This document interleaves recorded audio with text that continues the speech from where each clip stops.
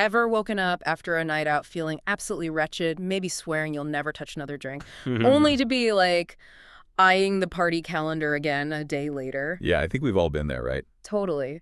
Well, today's deep dive is into that universally understood, if often dreaded, phenomenon, the hangover. Exactly. And we're not just here to, complain about the symptoms, though we'll definitely touch on them. Right. Our mission is more to unpack the language we use, why hangovers actually happen physiologically, Okay. and even some, interesting cultural things around alcohol, all from the source material you shared. Great. So let's jump right in. Our source material has this scenario, super relatable, I think. A guy explaining why he missed work. It starts like, "Are you okay, man? You don't look very well." And the reply, "I feel terrible. I went out last night with Trevor and things got a little out of hand." Oof. Yeah, that immediate feeling of regret. We know where this is going. So I feel terrible. And things got a little out of hand. That phrase, out of hand, it makes me think of chaos, maybe something got broken. Well, yeah, it definitely implies a loss of control. But the source shows it's kind of a spectrum. Okay. How so? It could be like the party just got way bigger than planned, or you ran out of drinks, simple stuff. Yeah. Or, maybe someone did knock over a lamp. Or even just people arguing loudly about, I don't know, music. Pop versus rock, the source said. Huh? Yeah, the classic party argument. Exactly. The point is, things just kind of spiraled, got a bit crazy, hard to manage. So it's the opposite of when everything was cool, like everything's chill, and then oops. Precisely. Until the fun, got out of hand. And it doesn't take long for the friend to guess why, right? Oh no, Mike's birthday is a drink fest for sure. Yeah, drink fest. Can you guess what drink fest means? It seems obvious, but what does it tell us? Well, it's super informal, kind of slangy. Yeah. Clearly means an event with, a lot of alcohol. But it shows how we play with language. You take Enfest, Right. From Oktoberfest or whatever, and stick it onto something else. The source mentioned Puppy Fest. Tons of puppies. Yeah. Or Fast Food Fest. You ate way too much junk. So it just means a whole lot of something. Exactly. It's quick, informal shorthand, gets the point across. And the friend's reaction to drink fest, just tell me about it.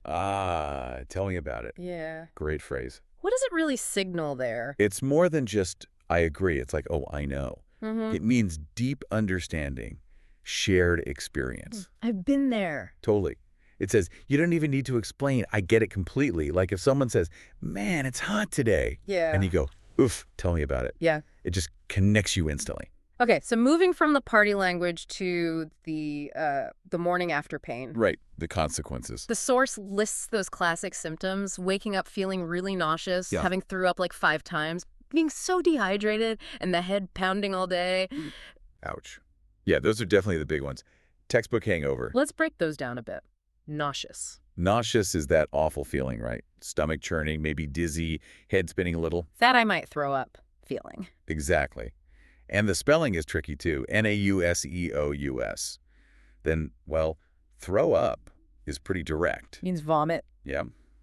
Or, like the source also mentions, barf, the informal term. Gotcha. And dehydrated. That's key. Alcohol makes your body lose water, so you wake up feeling parched, mouth like cotton, just no water in the system. Right. And pounding. That specific kind of headache. Yeah, not just any headache. A pounding one feels like your head is actually, beating, throb, loud and painful. I have a pounding headache. Ugh. Makes light and sound feel like torture. And the source also throws in wasted. Right. Wasted. Another word for it. That's very, very drunk. Pretty That's fun. blunt. Okay, so we've got the language down, but this is where it gets really interesting for me. Yeah. Why? What's actually happening in our bodies? Yeah, the science bit. Yeah. So basically, a hangover is your body's reaction to being overloaded with alcohol. A protest, you said. Pretty much. That first drink might feel good, relaxing, Ugh. but too much triggers all these negative effects later on. So what's the process? Well, your liver is the star player here, usually. It breaks down alcohol, first into something called acetaldehyde, which is actually pretty toxic. Oh, okay. And then it quickly tries to turn that into something harmless called acetate. But if you drink too much, too fast. The liver can't keep up. Exactly. It gets overwhelmed. That toxic acetaldehyde builds up. And that is a big part of why you feel so tired, sick, just generally awful. That makes sense. What about the dehydration part again? Right, so alcohol is a diuretic. It tells your kidneys to flush out more water than usual. Uh-huh. And you lose important electrolytes, too, like potassium and sodium. So you get that crazy thirst, dry mouth, maybe muscle weakness or dizziness. And sleep. I always feel exhausted, even if I slept for hours. Yeah, alcohol messes with your sleep quality. Okay. You might pass out fast, but it disrupts the important stages, especially REM sleep, The restorative part. the really restorative part. So you wake up feeling like you barely slept at all. So, okay, putting it all together, the difficulty thinking, the tiredness, feeling upset, sensitive to light and sound, even feeling hungry but your stomach's weird. Yep. It all traces back to the toxic buildup, the dehydration, the electrolyte imbalance, the poor sleep. It's your body just struggling to get back to normal after, well, being poisoned, essentially. Wow. Okay. So knowing all this, the words, the science, what does our source material say about, doing something about it? How can we avoid this misery? Well, the source gives some pretty solid practical tips for prevention. Like, The most obvious one, well, maybe don't drink quite so much alcohol. fair enough. But also, drink slowly. Pace yourself. Don't slam drinks down one after another. Okay. And crucially, drink water while you're drinking alcohol. Alternate, have a beer, have a glass of water. That helps with the dehydration. Big time. It really helps Yeah. mitigate that.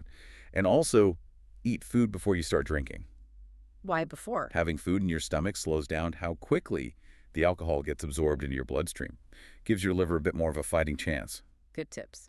But let's be real, sometimes it happens anyway. What about recovery? The day after. Yeah, damage control. When the hangover hits, the main thing is rest. Just give your body time, Lick it off. pretty much. Sleep more, take a nap if you can, and hydrate like crazy. Water? Sure, but also tea or juice can help replace fluids and electrolytes. Okay. What about food? Keep it simple.